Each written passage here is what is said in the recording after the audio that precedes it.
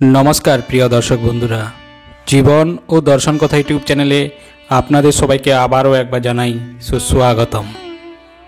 बंधुरा आजकेर भिडियोते आमी एमन 8टी संकेतेर कथा बोलबो जे संकेतगुली आपनी तखनई पेते पारेन जखन भगवान आपनार सहाय थाकेन।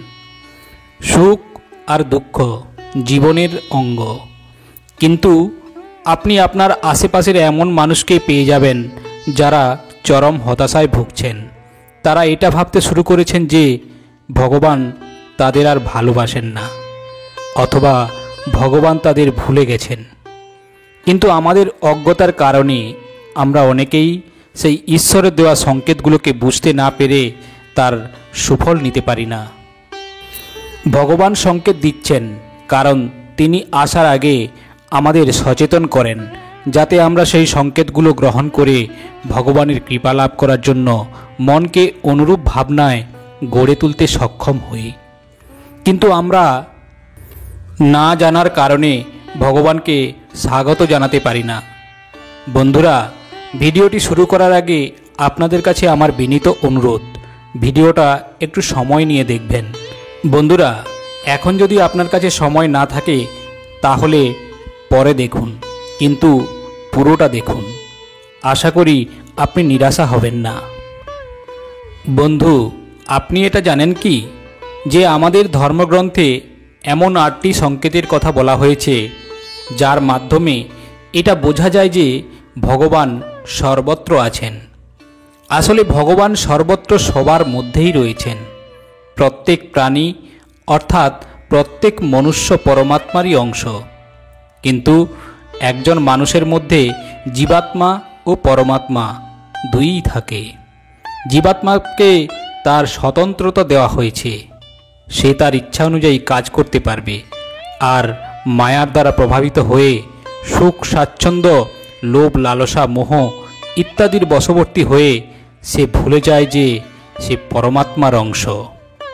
আর ভগবান ঠিক তখন বিভিন্ন রূপে তার জীবনে কষ্ট প্রদান করেন, কারণ তার পরীক্ষা নেওয়ার জন্য, কারণ সে যেন আবার ঈশ্বরকে স্মরণ করেন। ঠিক এভাবেই যখন একজন মানুষ বিভিন্নভাবে দুঃখ কষ্ট অনুভব করে তখন সে ভগবানের কাছে প্রার্থনা করে। কেউ কেউ তো আবার ভগবানকে দোষারোপও করে থাকেন। কিন্তু আমাদের এটা অবশ্যই বোঝা উচিত যে সুখ আর দুঃখ আসলে সবার জীবনেই আসে। তাই যখন আমাদের সুখের সময় চলে তখন সতর্ক থাকতে হবে যে আমরা যেন আনন্দের মুহূর্তে আবেগের বশে মায়ার দ্বারা পরিচালিত না হই, আবার চরম দুঃখের সময় নিজেদের ধৈর্য ধরে রাখতে পারি। কিন্তু বন্ধুরা, যাদের জীবনে দুঃখ আর দুঃখ, তারা দুঃখ পেতে পেতে ভগবানের প্রতি বিশ্বাস চলে যায়। তারা ভাবতে থাকেন যে ভগবানের প্রেম ভালোবাসা বুঝি আর আমার জন্য নয়। তাই বন্ধু, আপনার এই মনের দ্বন্দ্বকে দূর করার জন্য এমন 8টা সংকেতের কথা আপনাকে বলবো যেখানে আপনারা বুঝতে পারবেন যে ভগবান সত্যিই আপনার প্রতি সদয় কিনা। এই 8টি সংকেতের মধ্যে কোনো একটি যদি আপনি পেয়ে থাকেন তাহলে অবশ্যই কমেন্টস বক্সে জয় শ্রীকৃষ্ণ লিখতে ভুলবেন না। তাহলে চলুন এই 8টি সংকেতের কথা জেনে নেওয়া যাক। বন্ধুরা, প্রথম যে সংকেতের কথা বলবো তা হলো ভগবান যদি আপনার প্রতি সদয় হয়ে থাকেন তাহলে যাই করবেন দেখবেন প্রতিটা ক্ষেত্রে আপনি ব্যর্থ হবেন। জীবনের প্রতিটা কর্মেই আপনি অসফল হবেন। হয়তো এটা শুনে আপনার একটু অদ্ভুত মনে হলো, তাই না? হয়তো আপনি এটা ভাবছেন, ভগবান যদি সাথেই থাকেন তাহলে কপালে ব্যর্থতা কেন জুটবে? কিন্তু বন্ধু, এটাই চরম বাস্তব।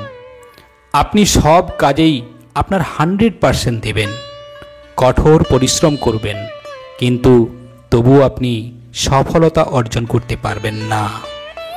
আর এটা ততক্ষণ আপনার সঙ্গে ঘটবে যতক্ষণ না পর্যন্ত আপনার চোখ খুলছে। যতক্ষণ না আপনি আপনার জীবনে সঠিক উদ্দেশ্যকে উপলব্ধি করতে পারছেন। আসলে কি জানেন, যখনই আমাদের জীবনে নিরাশা, হতাশা, ব্যর্থতা আসে, সেগুলি কখনো আমাদের দুর্বল করতে আসে না, বরং আমাদের মধ্যে লুকিয়ে থাকা শক্তি উপলব্ধি করার জন্য আসে। তাই বন্ধুরা, এই সংকেতগুলো আমাদের জন্য একরকম পরীক্ষা, যে পরীক্ষায় আমাদের উত্তীর্ণ হতেই হবে। দ্বিতীয় যে সংকেতের কথা বলবো তা হলো নিজের উপর যে বিশ্বাস ছিল বা আছে তা সম্পূর্ণরূপে শেষ হয়ে যাবে। হ্যাঁ বন্ধুরা, ঠিকই শুনছেন। এটা সত্য যে ভগবান যখন আমাদের মধ্যে থাকেন তখন কোনো এক অজ্ঞাত কারণে নিজেকে একা অনুভব করায়। এমন পরিস্থিতিতে আপনি নিজেকে বুঝিয়ে উঠতে পারবেন না যে আপনার কি করা উচিত। আপনি মানসিকভাবে নিজেকে অনুভব করেন যেখানে আপনার সাহায্য কেউ করতে পারে না।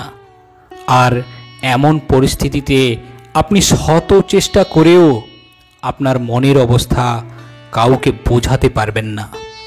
আপনি যাকে আপনার পরিস্থিতির কথা বলবেন সে অত্যন্ত নগণ্য হিসাবে সেই পরিস্থিতিকে দেখবে। বন্ধুরা, তৃতীয় যে সংকেত তা হলো যে আপনার মনে হবে আপনার জীবনের দুঃখ চরম সীমায় পৌঁছে গেছে। আপনার মনে হবে যে এর থেকে খারাপ আমার জীবনে কিছুই হতে পারে না। আপনি তখন পৃথিবীর সর্বোচ্চ সীমাকে উপলব্ধি করতে সক্ষম হবেন। উদাহরণ হিসাবে বলতে পারি, আপনি তো নিশ্চয়ই মহান সাধকের জীবনের কথা শুনেছেন। তাদের জীবনে বৈরাগ্য থাকলেও আমরা নিজেদের জীবনকে নিজেরাই বড় থেকে বড় দুঃখের কারাগারে আবদ্ধ করে থাকি। জীবন আর ভৌতিক সুখের বন্ধনকে উপেক্ষা করে সাধকের মনে ভগবানকে জানার ইচ্ছা জন্মায়, আর অবশেষে তারা ঈশ্বরের দর্শনও পেয়ে থাকেন। আসলে কি জানেন, দুঃখের বেদনায় ভেঙে পড়া মানুষের কাছে একটা সাধারণ ব্যাপার, কিন্তু এই দুঃখ বেদনায় মানুষের মনে ভগবানের প্রতি প্রেমকে আরও বিকশিত করে। আর এর থেকে মানুষ সেই সত্যের সাথে অবগত হয়ে যায় যে সংসারে শুধুমাত্র দুঃখ আর সুখই থাকে না।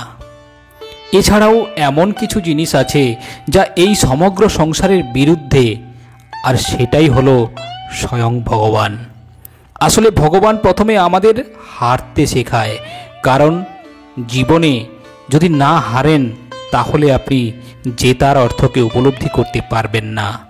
তাই বারবার যদি জীবনে আপনি হেরে যান তাহলে এটা একটা সংকেত যে ভগবান আপনাকে আরও এগিয়ে নিয়ে যেতে চান।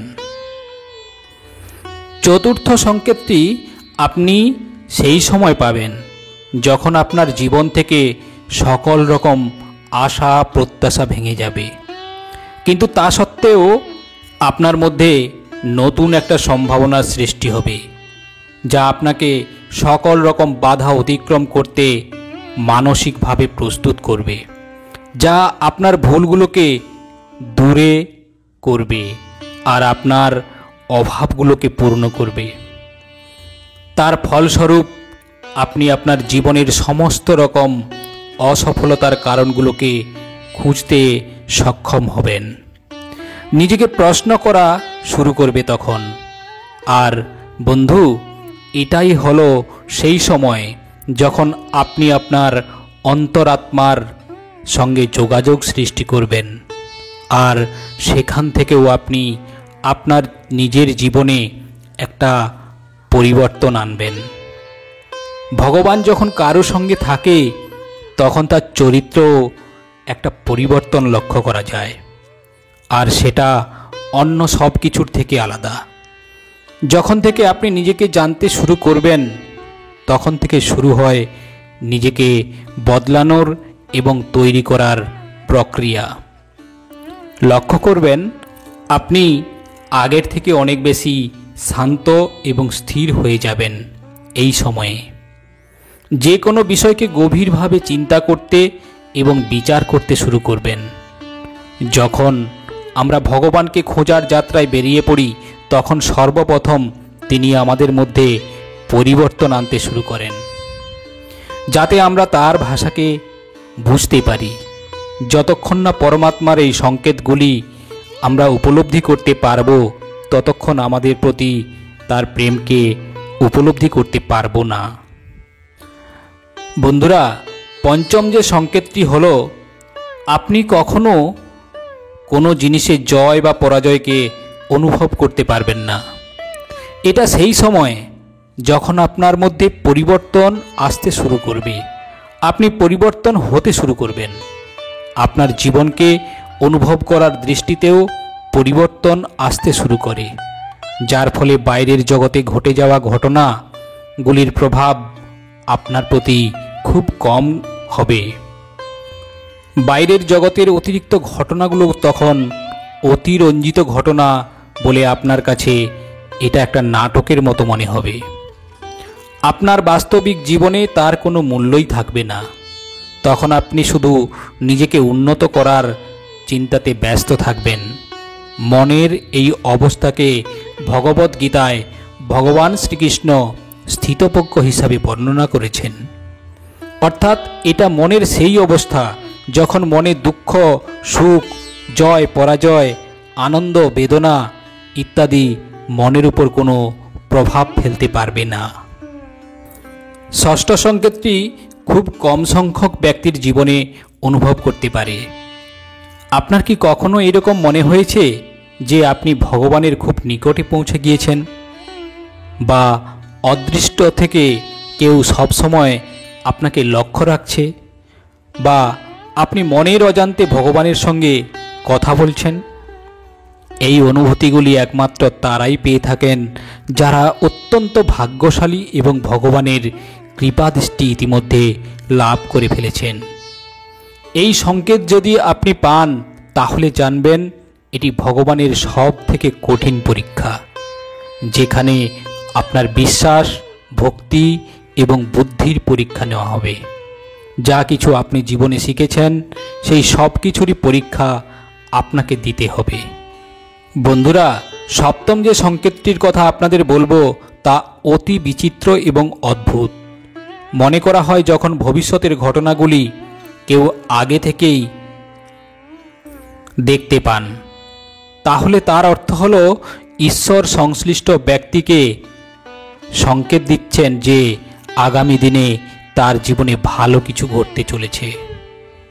এছাড়াও আরও অনেক সংকেত আছে, যার থেকে বোঝা যায় যে সংশ্লিষ্ট ব্যক্তির খারাপ সময় কেটে গিয়েছে, ভালো সময় আসতে চলেছে। যেমন ধরুন, কোনো ব্যক্তি ধনসম্পত্তির সম্পর্ক নিয়ে সমস্যায় ভুগছেন। তিনি বুঝে উঠতে পারছেন না কিভাবে এই সমস্যা সমাধান ঘটবে। যদি সকাল সকাল সংশ্লিষ্ট ব্যক্তির বাড়িতে এসে কোনো ব্যক্তি বা আত্মীয় স্বজন এসে পয়সা বা পাওনা মিটিয়ে দিয়ে যান, তাহলে ধরে নিতে হবে যে সেই ব্যক্তির গৃহে মা লক্ষ্মীর আগমন হতে চলেছে। বন্ধুরা, সব কিছুর শেষে এটা বলা যায় যে পশু পাখিদের ইঙ্গিত থেকেও অনেক সময় ভালো সংকেত পাওয়া যায়। যেমন কোনো বানর যদি আপনার বাড়ির ছাদে আমের বীজ ফেলে যায়, অথবা আপনার বাড়িতে আনাচে কানাচে পায়রার বাসা করে, বা ধরুন কোনো বিড়াল যদি আপনার বাড়িতে সন্তান প্রসব করে, তাহলে ধরে নিতে হয় এগুলি আপনার এবং আপনার পরিবারের জন্য খুব ভালো সংকেত। আপনি ধরে নিতে পারেন আপনার আগামী দিন খুবই উজ্জ্বল এবং প্রশস্ত হতে চলেছে। সবশেষে আপনাদের একটা কথাই বলবো, এই সংকেতগুলি সম্পূর্ণরূপে বিশ্বাসের উপর আধারিত। প্রতিদিনের জীবনে আমরা কম বেশি অনেকেই পেয়ে থাকি, কিন্তু এই সংকেতগুলি এতই নগণ্য এবং বিচিত্র যে সেগুলির গুরুত্ব আমরা অনেক সময় বুঝতে পারি না। যদি আপনি এই সংকেতগুলির মধ্যে একটিও পেয়ে থাকেন, অবশ্যই কমেন্টস বক্সে লিখে জানাতে ভুলবেন না। আশা করি এই ভিডিও আপনাকে সমৃদ্ধ করতে পেরেছে। যদি আপনাদের এই ভিডিওটি ভালো লেগে থাকে, তাহলে অবশ্যই ভিডিওটিতে একটা লাইক দিয়ে দেবেন। আজ এই পর্যন্ত, আবারও আসবো পরের ভিডিও নিয়ে।